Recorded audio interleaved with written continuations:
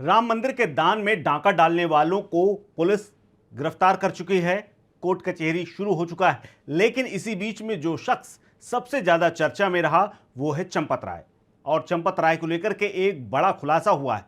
दरअसल चंपत राय राम मंदिर के लिए एक महासचिव के तौर पर भले ही काम कर रहे हो, एक ट्रस्ट के अंडर में काम कर रहे हो और खुद को 1990 से पहले से ही राम के लिए अपना पूरा जीवन वर्चस्व, अपना पूरा सर्वस्व न्यौछावर करने की बात कह रहे हो, लेकिन चंपत राय की एक नई कहानी सामने आ रही है।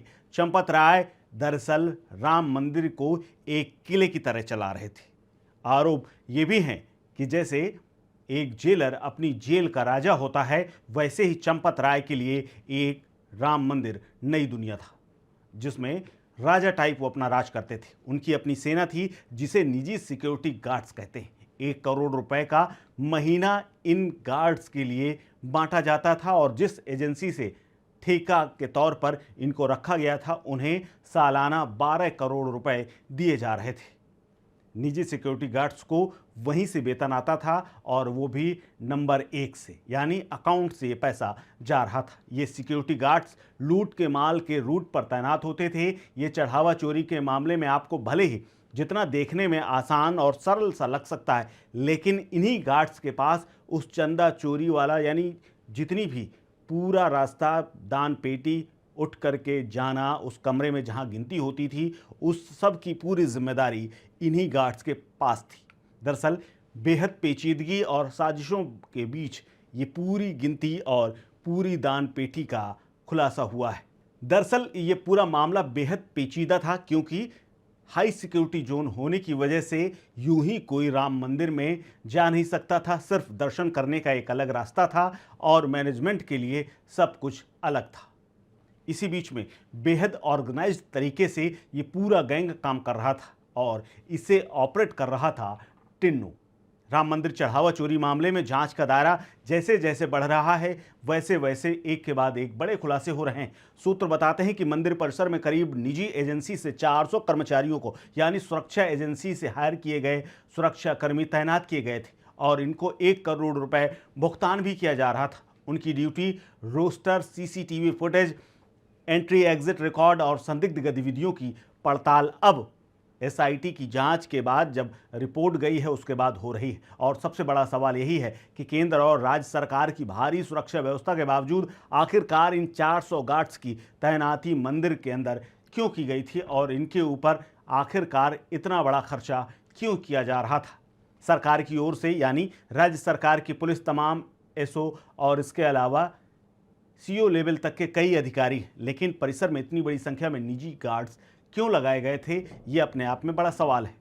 भारत समाचार की एक रिपोर्ट के मुताबिक निजी सुरक्षा एजेंसी की जिम्मेदारी जिस व्यक्ति को दी गई थी, जिससे टेंडर लिया गया था, जिसको ये जिम्मेदारी दी गई थी, वो आरएसएस से जुड़े हुए बीजेपी के एक बड़े पदाधिकारी और आरएसएस के पदाधिकारी रहते हुए सांसद भी रह चुके हैं। पूर्व सांसद रहने के साथ साथ उनकी कंपनी पर ट्रस्ट हर महीने 1 करोड़ रुपए खर्च कर रही थी, यानी सालाना 12 करोड़ रुपए निजी सुरक्षा में खर्च हो रहे थे, जबकि यूपी सरकार का पूरा लाव लश्कर वहां पर तैनात रहता है। जांच में यह भी देखा जा रहा है कि चढ़ावे के आवागमन के दौरान नियमों का पालन हुआ या नहीं।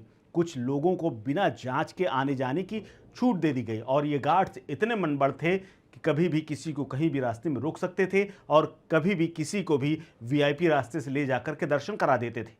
सवाल ये भी है कि अगर दान पात्र गिनती कक्ष और चढ़ावा रूट पर निजी सुरक्षा तैनात थी, तो चोरी और गड़बड़ी कैसे रोकी जा सकती है, जिस पर एक होल्ड हो, यानी निजी गार्ड एजेंसी जो थी उसकी भी इसमें मिली भगत हो सकती है, उसके लोग भी कुछ शामिल हो सकते हैं। अब जांच सिर्फ गिनती कक्ष तक सीमित नहीं है, बल्कि एसआईटी की रिपोर्ट के बाद बैंक नियमों का उल्लंघन, ट्रस्ट की निगरानी, निजी सुरक्षा कर्मियों की भूमिका, करोड़ों के सुरक्षा खर्च पर सवाल हो रहे हैं।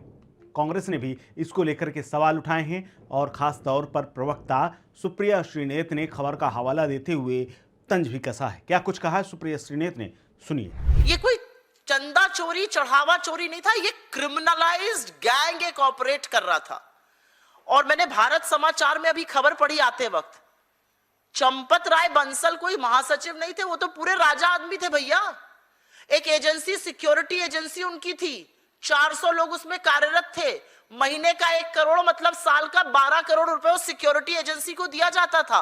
वो सिक्योरिटी एजेंसी बीजेपी के एक्स एमपी बिहार के कोई है, उनकी सिक्योरिटी एजेंसी है।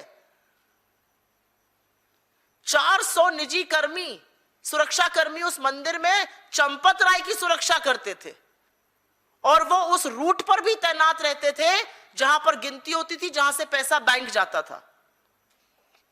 तो सबसे बड़ा सवाल यह है कि केंद्र की सुरक्षा बल तैनात है, राज्य का फोर्स तैनात है, तो ये 400 निजी सुरक्षा कर्मी 1 करोड़ रुपए महीने पर क्या कर रहे थे?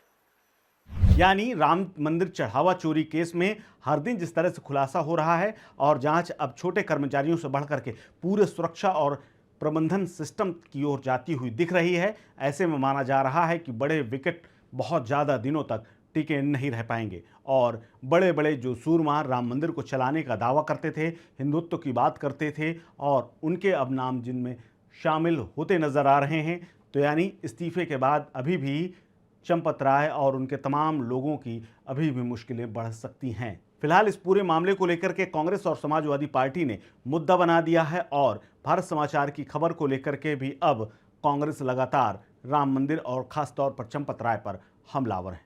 इस खबर को लेकर के आप क्या सोचते हैं? शेयर कीजिए अपनी राय, अपना ओपिनियन हमारे साथ। आप देख रहे हैं स्टेट मिरर।